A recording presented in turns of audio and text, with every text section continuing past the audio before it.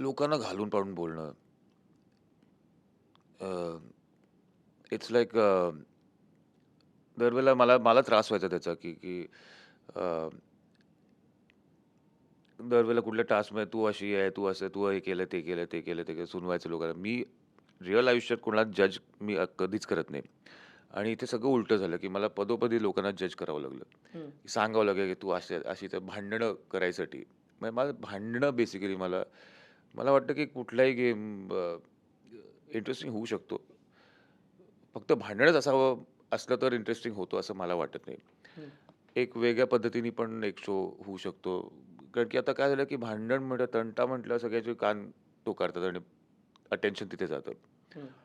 आता जगच असं झालं तर बिग बॉस तरी काय करणार?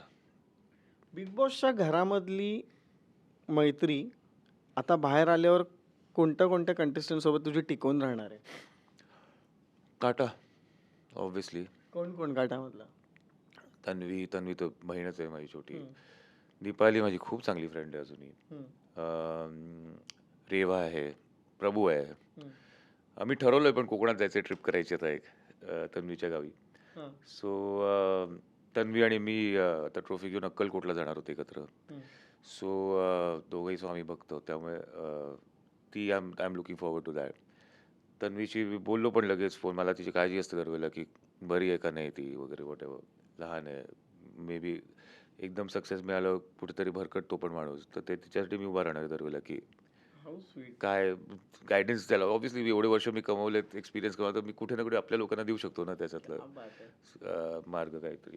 मग मी असेन माझ्या लोकांचे मी दरवेळेला असतो उभा आणि ही फ्रेंडशिप मला ही नाती जी मी नॉर्मली कधी नाती एवढ्या लवकर जोडत नाही. हं. रिअल नाती म्हणजे आहेत फ्रेंड्स वगैरे अक्वेंटन्स असतात ते ते गोष्ट वेगळी आहे. पण खरी नाती जी असतात ते खूप क्वचित जोडली जातात आणि या घरामध्ये मला ती मिळाली आहेत कुठे ना कुठेतरी. बिग बॉसच्या घरामधल्या एका मैत्रिणीला तू विसरलास तुला वाटतं का? घेऊनच टाक नाव. नाही, मी ते नाव घेईन, पण त्या नावासाठी वेगळा प्रश्न आहे. सोनाली राऊत, सोनाली पहिली बाहेर गेली. हां. तुझी मैत्रीण आहे आधीपासूनची. म्हणजे नाही. मैत्री सोनाली माझी मैत्रीण नव्हतीच कधी. आम्हाला तर बॉन्डिंग दिसत होतं तुमचं फार. बॉन्डिंग आता मी सगळ्यांवरच बॉन्डिंग करतो तर मी काय करू आता? बरं सोनाली बाहेर गेल्याच्या नंतर तुझं काय रिएक्शन होतं? काहीच नाही.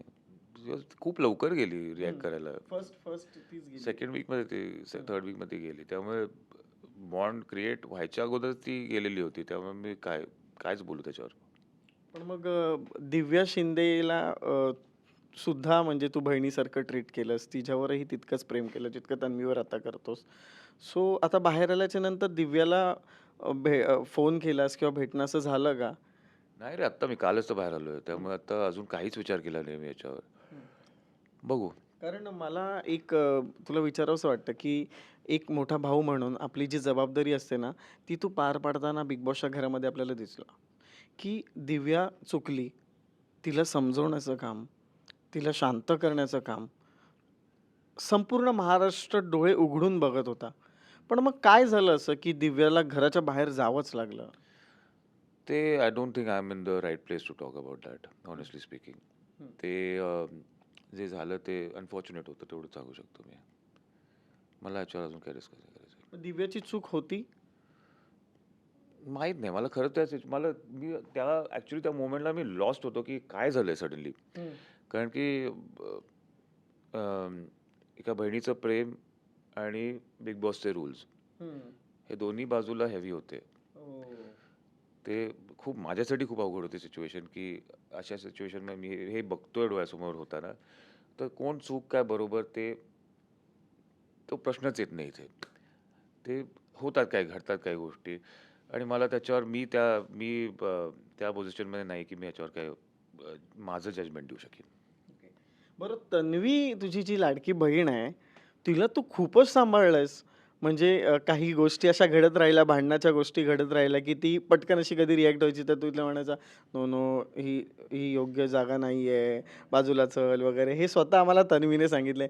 काय सांगशील कशा पद्धतीने तुम्ही दोघांनी मिळून अशा ह्या तंट्यांमधून स्वतःचा मार्ग बाहेर काढून मस्त आपण दोघे जण भाऊ-बहीण गेले टॉप 2 मध्ये.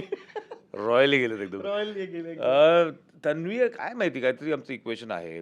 आम्ही दरवेळेला भापो करायचो. नजरेतच आम्हाला कळायचं की काय आहे, म्हणजे काय पुढचं पाऊल काय टाकायचं ते. हां. न बोलता. कारण की तुम्ही बोलून दाखवू नाही शकत. बोललं तर लोकांना कळेल हं. आणि मग कळलं तर मग आपला गेम फिसकटणार आहे. तर त्यामुळे हं. आम्ही नजरेतनं सांगायचो एकमेकांना. तिला भापवायचं, मला भापवायचं. भावना पोहोचल्या बेसिकली आणि कधी-कधी भाजपो व्हायचा, भावना जोरात पोहोचल्या. सो ते आमचं मस्त बॉन्डिंग होतं ते, की न बोलताच आम्हाला गोष्टी कळायच्या. त्यामुळे काटा होता.